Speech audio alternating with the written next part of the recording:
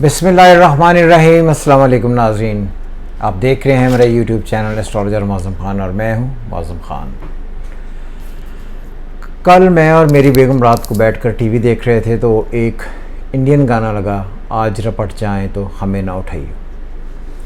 तो मेरी बेगम ने कहा कि आप इस एक्ट्रेस को जानते हैं? मैं कहा हाँ, समीता पाटिल। आपको पता है इसकी डेथ कैसी हुई थी? मैं वैसे नहीं, इसकी डेथ हुई थी चाइल्ड बर्थ जब हुई थी तो उसकी कॉम्प्लिकेशंस की वजह से। तो अब सबके जायचे बनाते हैं, तो ये क्यों नहीं लोगों को सिखाते कि चाइल्ड बर्थ जब होती है तो किस तरह औरतों के लिए कॉम्प्लिकेशंस पड़ी जाती हैं कि उनकी ज़िंदगी में परेशानियां होंगी और हो सकता है कि उनकी डेथ हो जाए। ये कहाँ से पढ़ा जाता है एस्ट्रोलॉजी में? आज हम यही पढ़ेंगे। तो ये प्रैक्टिकल सेशन है एस्ट्रोलॉजी का। समीता पाटिल का हॉरोस्कोप देखें। इनकी डेट ऑफ बर्थ है 17 अक्टूबर 1955। पुणे मुंबई में ये पैदा हुई। इनकी प्लैनेटरी कंडीशन जो है देखें, वर्स्ट कम वर्स्ट है। Sun in Libra, Mercury in Libra retrograde, Mars in Libra, moon से 12वें घर में, और moon in Scorpio, Saturn in Scorpio, Venus in Scorpio, Rahu in Sagittarius, Jupiter in Leo और केतु इन जेमिनी। ये इनकी प्लैनेटरी कंडीशन है। अगर आप गौर से देखें, ये जो प्लैनेटरी कंडीशन होता है, हमने बहुत सारी वीडियोस बनाई हैं इस बात पर भी कि जब भी ज़िंदगी में कभी भी सन से मून का फासला या मून से सन का 12वां फासला 12वें, 6ठे, 8वें, 12वें का घर का हो जाए, यानी कि मून से सन, सन से मून, दोनों में से कोई एक दूसरे से 6ठे, 8वें, 12वें घर में प्लेस हो जाए, तो आदमी अपनी ज़िंदगी में आधी ज़िंदगी गुजारता है। आधी ज़िंदगी गुजारने से मुराद क्या है? एक तो उसकी ज़िंदगी में वाइटैलिटी नहीं रहती क्योंकि सन वाइटैलिटी का लॉर्ड है, मून इमोशंस का लॉर्ड है। उनकी ज़िंदगी में इमोशनल, मेंटल, फिजिकल स्टेबिलिटी नहीं होती। दूसरी बात यह है कि moon is for ladies and sun for male husband, legal husband. तो जब ये डिस्टेंस एक दूसरे से 6ठे, 8वें, 12वें का हो जाता है तो ये बहुत ही ख़तरनाक कॉम्बिनेशन है, जो ये बताता है कि आदमी अपनी ज़िंदगी में या औरत अपनी ज़िंदगी में शादी का एक सुख लंबे अरसे तक नहीं ले पाएगी। जब इसी जायचे में औरतों की बात आती है समीता पाटिल जी के हॉरोस्कोप में, तो अगर आप गौर से देखें तो इनका मून इन स्कॉर्पियो, जिसका लॉर्ड मार्स इन 12th, बार बार इनकी ज़िंदगी में सर्जरियाँ होंगी, सर्जरियों से वास्ता पड़ेगा ही। और जब सन मून 12वें में पड़े जाते हैं तो आधी आदमी ज़िंदगी जीता है, जिसकी वजह से ये कहा जा सकता है कि ज़िंदगी में ज़िंदा रहने का जो एक लंबे अरसे तक का एक ग्राफ होता है वो बिल्कुल नज़र नहीं आएगा, लंबी ज़िंदगी नहीं जी पाएंगे। फिर ये है इंडियन इसे किस तरह पढ़ते हैं। 5वां घर, 5वां घर होता है औलाद पैदा करने का और पहली औलाद पैदा करने का। हमारा तरीकाकार बिल्कुल डिफरेंट है, जिस तरह इंडियन पढ़ते हैं उससे बिल्कुल डिफरेंट। अगर हम इनके 5वें घर को देखें, मून से 5वें को, तो वो है पाइसेस।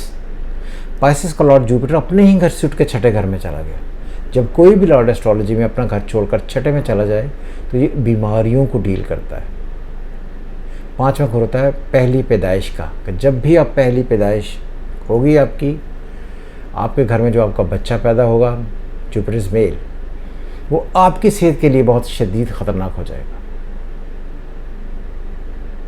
और माँ को अगर हम पढ़ते हैं, फिर अगर मून पढ़ें, मून इन स्कॉर्पियो अगेन, माँ की हालत बहुत शदीद ख़राब हो जाएगी। इसको भी छोड़कर हम 8वां घर पढ़ लें, 8th house, death house, mercury का घर है जेमिनी। जेमिनी का लॉर्ड फिर रेट्रोग्रेड हो रहा है लिब्रा में से, जिसका लॉर्ड वहीं पर तो है मौजूद नहीं, मगर उसका लॉर्ड स्कॉर्पियो में है, जिसका लॉर्ड फिर मार्स अफ्लिक्टेड है। तो ये हॉरोस्कोप हर एतबार से ये बताता है कि जब भी इनको ज़िंदगी में सर्जरियाँ हुई, सर्जरियाँ करवानी पड़ी, चाइल्ड बर्थ करवानी पड़ी, चाइल्ड बर्थ से मतलब मामलात पड़े, तो वो इनके लिए ज़िंदगी के लिए बहुत शदीद बुरा था।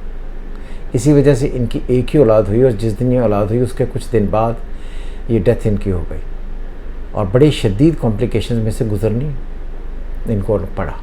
इसकी एक और एग्जांपल, इनका वो बेटा जो उस वक्त पैदा हुआ तो उसकी प्लैनेटरी कंडीशन क्या है, ये देखिए उनका चार्ट, उनका नाम प्रतीक बब्बर उनका नाम है और उनका चार्ट मुलाहिजा फरमाएं। प्रतीक बब्बर जब पैदा होते हैं तो इनका सन साइन है सेजिटेरियस विद सैटर्न। उसका लॉर्ड जुपिटर सैटर्न की स्क्वायर में ही बैठा हुआ है। मार्स इन पाइसेस जुपिटर के साथ सैटर्न की फिर स्क्वायर में है। और माँ, इसको मून, माँ है जो इनका मून है वो बैठा हुआ है लिब्रा में, और उसका छठे घर में जाकर ये मार्स और जुपिटर बैठे हुए हैं जो सैटर्न से अफ्लिक्टेड है कि हर हाल में जब ये बच्चा पैदा हुआ तो इसकी माँ को बहुत शदीद हेल्थ कंसर्निंग प्रॉब्लम्स थी। अगर एक तरफ से छठा बनता है तो दूसरी तरफ से अगर गिने तो आठवां बनता है। लिब्रा से अगर आप गिने तो पाइसेस छठा बनता है। Libra, Scorpio, Sagittarius, Capricorn, Aquarius, Pisces. Libra से पाइसेस छठा है, अगर आप रिवर्स इसको गिनते हैं तो ये आठवां बन जाएगा। तो इसलिए यहाँ से भी ये बात पता चलती है कि इनकी ज़िंदगी में जो इनकी वालदा थी, जो इनकी ज़िंदगी में लाइफ आगे जानी थी, जब ये बच्चा पैदा हुआ है उसकी ज़िंदगी में वालदा को बहुत शदीद हेल्थ प्रॉब्लम्स थी। क्योंकि छठा मार्स फिर उन्हीं बीमारियों को डील करता है जहाँ पर बॉडी से ब्लड हो जाए, कुछ कट जाए, ब्लड निकल जाए, जिसको आप कंट्रोल ना कर पाएँ, इस तरह के मामला। और ये बड़ी हैरानकुन बात है कि अगर हम सन से इनको गिनने चले, सन से फिर पाँचवें का लॉर्ड मार्स वहाँ पर बैठा हुआ है राहु। जब इनकी अपनी ज़िंदगी होगी और इनकी ज़िंदगी में भी ये सारी मुश्किलात इनको आएंगी, तो ये सारी चीज़ें मिलकर एक ऐसी कॉम्बिनेशंस बताती हैं जिसकी वजह से पता चलता है कि जब माँ थी तो माँ की अपनी youth which is Mars, youth में ही उनकी एज ख़त्म हो जानी थी। अब इस लड़के का अगर देखें तो जब ये पैदा हुआ है तो इसकी माँ के लिए ज़िंदगी में क्या हालात थे वो हमने आसानी से आप पढ़ सकते हैं, जो हमने आपको पढ़कर सुनाए। माँ is read by 4th house in India, in Indian astrology. 4th house का लॉर्ड फिर जुपिटर है जो इन पाइसेस है विद मार्स सैटर्न की उसको स्क्वायर है। अगर आप इसको मून से माँ को पढ़ लें तो मून से मार्स और जुपिटर फिर 8वें छठे में है। तो हर हाल में ये पोजीशन औलाद के लिए किसी भी एतबार से बिल्कुल ठीक नहीं थी। तो ये यहाँ से ये भी पता चलता है कि जब बच्चा पैदा हुआ तो उसकी माँ की हेल्थ कैसी थी। तो माँ की हेल्थ बहुत शदीद ख़राब थी और उसे जब जवानी में ही एक्सपायर होना था। सही, जो ये एक प्रैक्टिकल सेशन है एस्ट्रोलॉजी का आपके लिए बनाया था मैंने कि आपको ये पता चले कि जो औरतें, मर्द, बच्चे जब पैदा हुए हैं, जब उनकी ज़िद, तो उनकी वालदैन के हालात कैसे थे, वालदा के ख़ास तौर पर हालात कैसे थे, वालदा की सेहत कैसी थी, और वालदा का अपना चार्ट क्या बताता है।